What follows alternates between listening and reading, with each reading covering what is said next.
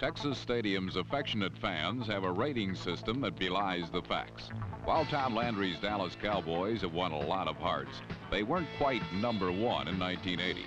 And that's why they found themselves in a wild card matchup against the defending NFC champion Los Angeles Rams.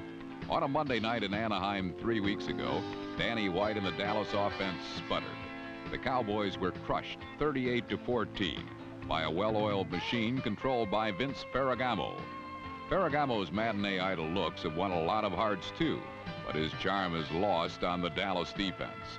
They had a score to settle with Ferragamo and the Rams, and when action commenced last Sunday, Randy White, number 54, went about settling it personally.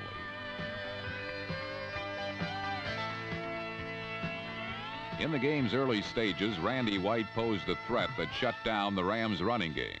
Another kind of threat was posed by rookie return specialist James Jones, number 23.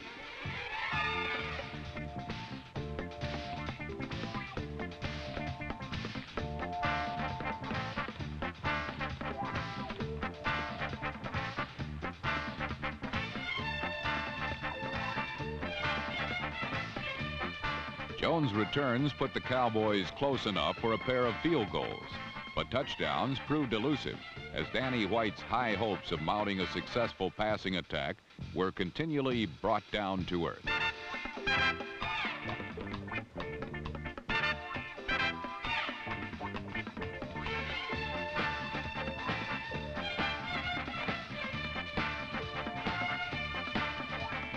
The play of rookie safety Johnny Johnson, number 20, caused problems for White. Vince Ferragamo's initial passing problems were of a different nature. His goal of bombing Dallas into submission proved to be unreachable.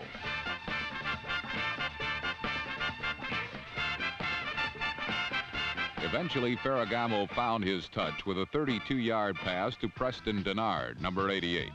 The Rams got 14 extra yards on the play when Denard fumbled, and Charlie Waters, number 41, got a real kick out of the miscue.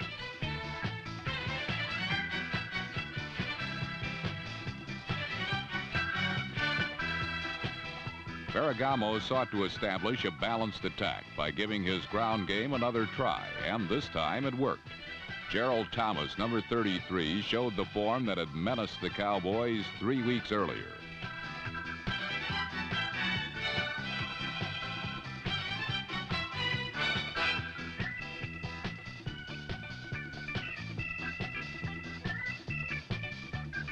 While Thomas followed this gain with a touchdown, the Rams were unable to run anywhere for the rest of the game.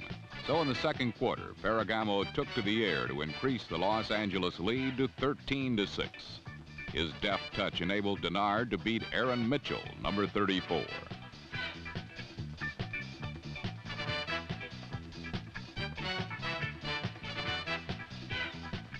Denard had 5 receptions for nearly 100 yards in the first half.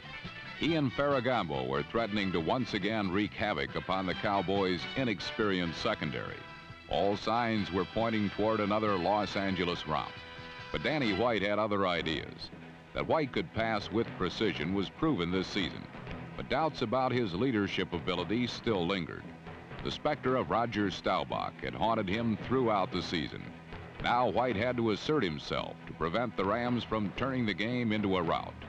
He and the Cowboys had progressed too far in 1980 to let it be otherwise.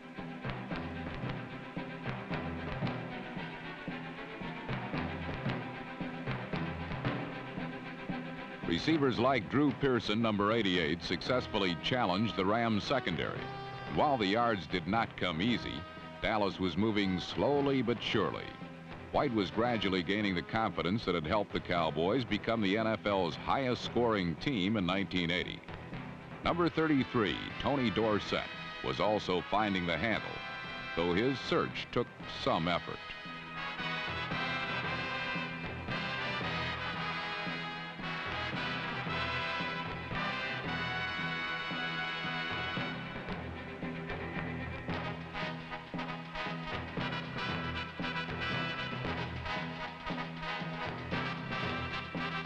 Dorsett's receiving exploits out of the backfield were only half of the story he would write in this game. The other half was etched by his rushing skills. He averaged more than 6 yards per carry in the first half of play, and his 12-yard touchdown dash even matters at 13 apiece. A Dallas offense that had suddenly come alive rekindled the hearts of their fans. In the second half, the Cowboys would set those hearts and the game on fire. In the second half, Vince Ferragamo renewed his assault on Dallas's inexperienced secondary. Number 45, Steve Wilson, met the challenge. Almost.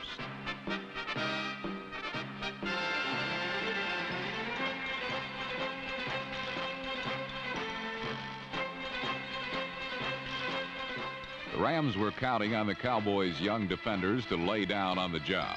But Ferragamo would issue one challenge too many, and number 34, Aaron Mitchell, made him pay dearly for it.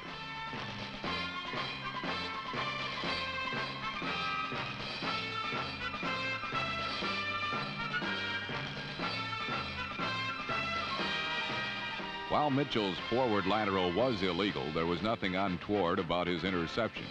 The Dallas defensive backs that Ferragamo had victimized so effortlessly in Anaheim were fighting back, and their inspired performance was equaled by Danny White, who after the intermission came out throwing to receivers like Jay Saldi, number 87.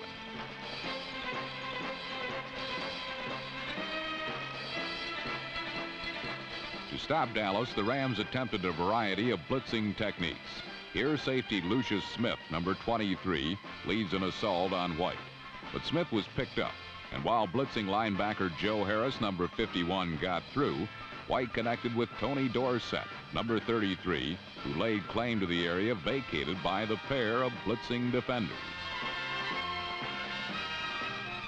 Despite the 10-yard touchdown, the Rams continued to adhere to the blitz. But once again, it proved their undoing.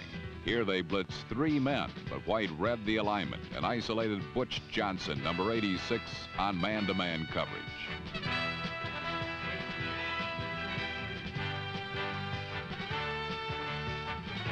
Another look at the 35-yard touchdown reveals that Dorsett helped throw a key block that gave White enough time to hit Johnson.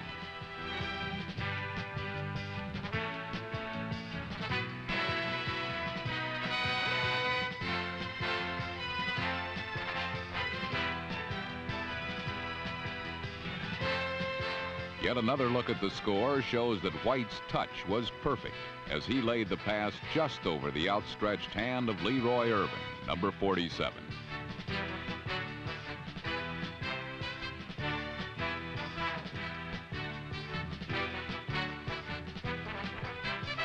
The Dallas Cowboys' great tradition had been forged by money-on-the-line victories.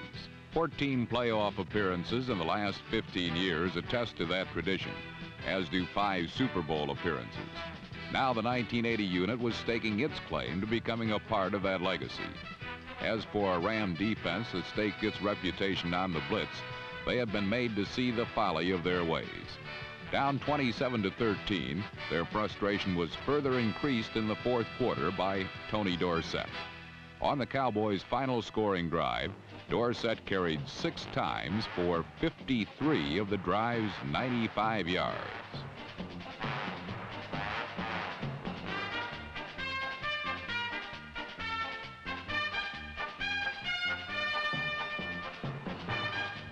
White climaxed the proceedings with his 3rd touchdown pass of the half. This one to Drew Pearson, number 88.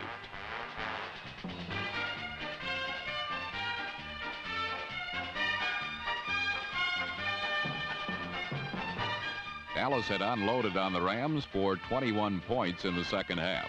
The Cowboys could do nothing wrong, while the Rams could do nothing. They totaled but 6 first downs in the final 2 periods, as Ferragamo passed for a mere 49 yards after the intermission. The Midas touch of this California Golden Boy had finally lost its luster.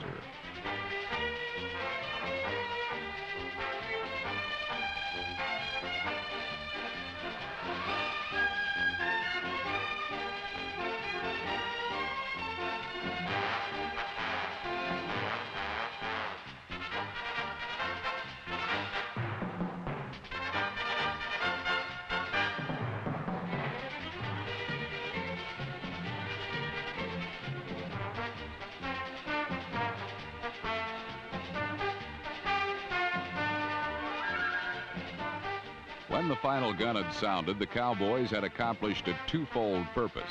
They had advanced to the second round of the playoffs and avenged one of the most bitter defeats in Dallas history. While the Cowboys' performance produced a lot of heroes, Tony Dorsett earned the spotlight's brightest glare. By gaining 160 yards on the ground, he paced a team playoff record for total rushing yardage, and he more than satiated a Dallas crowd hungry for Sunday heroics. Vince Ferragamo's 1980 heroics now belong to history, while the Dallas Cowboys have more history to write, and the final chapter could be written in New Orleans on January 25th. The Oilers were in the playoffs thanks to Earl Campbell, but it was the Raiders who said thanks when number 34 fumbled on the game's first play from scrimmage. Earl's 373 carries were an all-time NFL high, and he is usually as sure-handed as he is durable, but he didn't start out that way. The Raiders were quick to take advantage of Campbell's rare mistake, as Chris Barr kicked a 47-yard field goal to give Oakland a 3-0 lead. Quarterback Kenny Stabler, number 12, playing before the Oakland fans who had cheered him in his decade as a Raider, tried to recapture his old magic by throwing deep.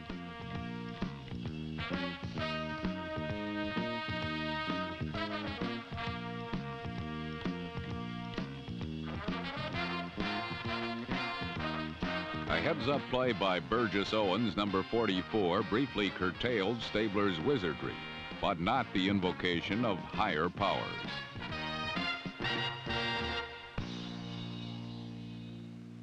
Stabler regained his touch with a flip to Ronnie Coleman, number 47. The reserve halfback responded with a 23-yard gain to Oakland's 26-yard line. Earl Campbell is to the Oilers' offense what Texas is to America's oil industry. Behind a block by fullback Tim Wilson, number 45, Earl showed why he is 2 legs up on the rest of the league's running backs and head and shoulders beyond NFL defenders.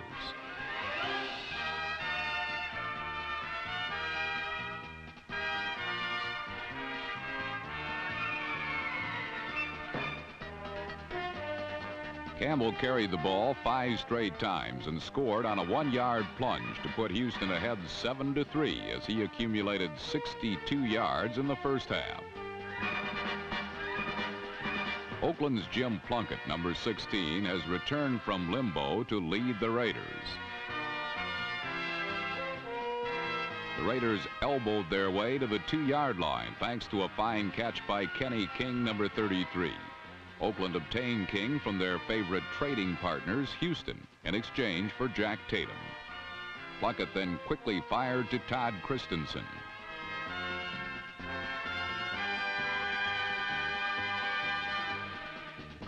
For number 46, it was the first reception in a 3-year pro career, and it gave Oakland a 10-7 lead.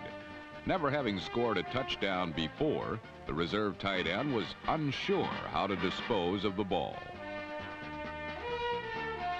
Like your first love, your first touchdown is hard to part with.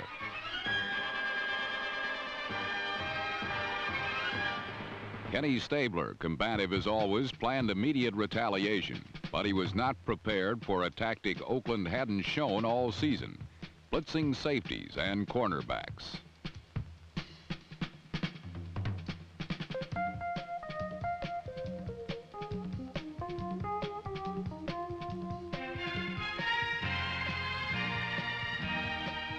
Lester Hayes, number 37, another in Oakland's long line of all-pro defensive backs, led the NFL with 13 interceptions this year, the second highest single-season total in league history.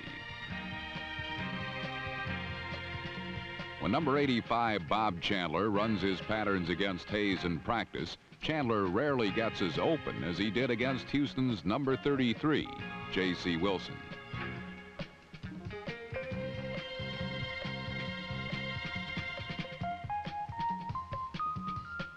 Although out of bounds on this catch, Chandler has performed brilliantly this year. Obtained from Buffalo after last season, he has caught 49 passes for 10 touchdowns. Chandler's feet have never been fast, but his hands have always been sure. But Chandler wasn't the only one frustrated as Plunkett tried for more. An interception by Houston's Vernon Perry limited Oakland's halftime lead to 10-7 and prevented a potential Raider runaway.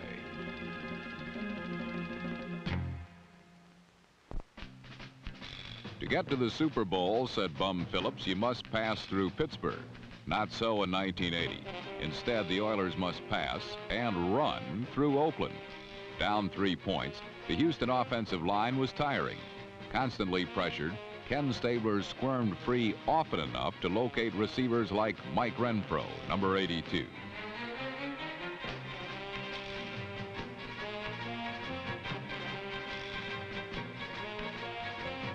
Neither team would score in the third quarter, and while Houston dominated the period, Mike Barber and the Oilers stumbled near the goal line.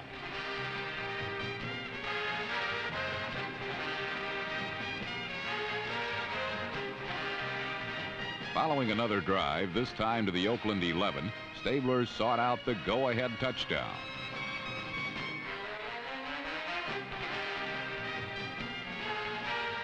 Lester Hayes' interception of a Houston deflection prevented the score, and if there was a turning point to the game, this was it. The human energy emitted by Hayes and friends would power them through the game's remaining minutes.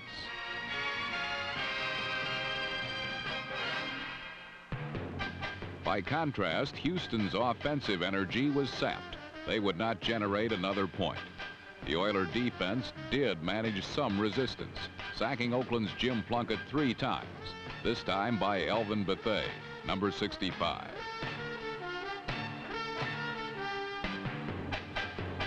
The 9-yard loss was a result of a stunt when Bethea ran around Raider Art Shell, number 78, preoccupied with a Houston linebacker.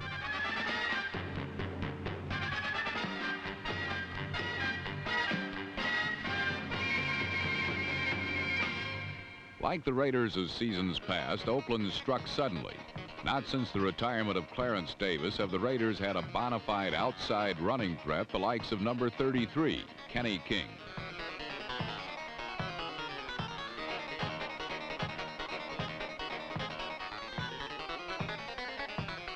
Another trait missing from the Raiders system in recent years is the big play. That too has been revived in Oakland.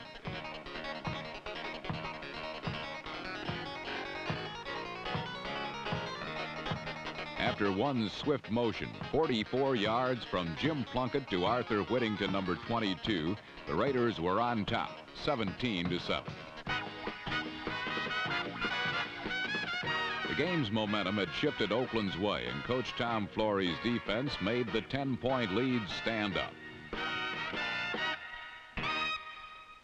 First, the Raider front line stopped the heart and soul of the Houston offense, limiting Earl Campbell, number 34, to just 29 second-half yards.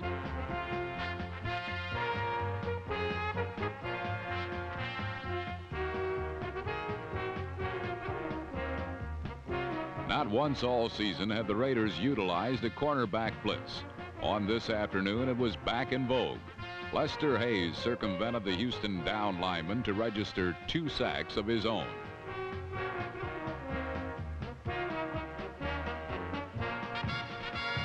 Joining in the blitz from another angle, linebacker Ted Hendricks, number 83, made no secret of his intentions, and along with cornerback Mike Davis, smothered Stabler for another one of 7 total Raider sacks, good for 69 yards and losses.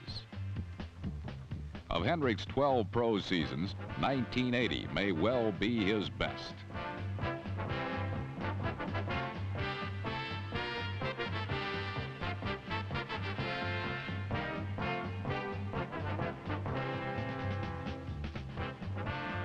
Though the Raider blitz no longer surprised, it remained ever effective for the likes of Mike Davis, number 36.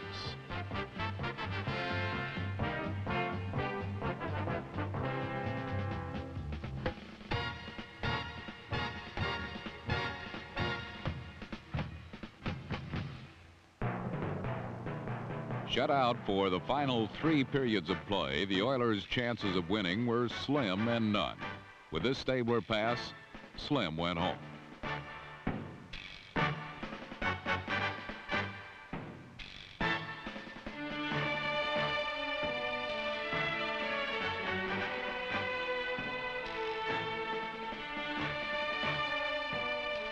Lester Hayes' touchdown put the Raiders' victory champagne on ice and pointed out an error in Houston's play selection. Sideline passes from your own 2-yard line are dangerous, especially when going man-to-man with the NFL's leading interceptor.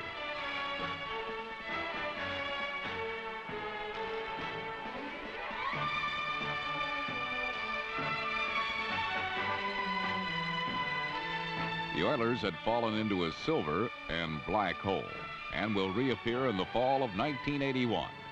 For the Oakland Raiders, their second season had begun with a 20-point win. For Ken Stabler, it was not a traditional happy homecoming. Post-game greetings from his former Raider teammates could not disguise the fact that Stabler's mission in Houston was unaccomplished.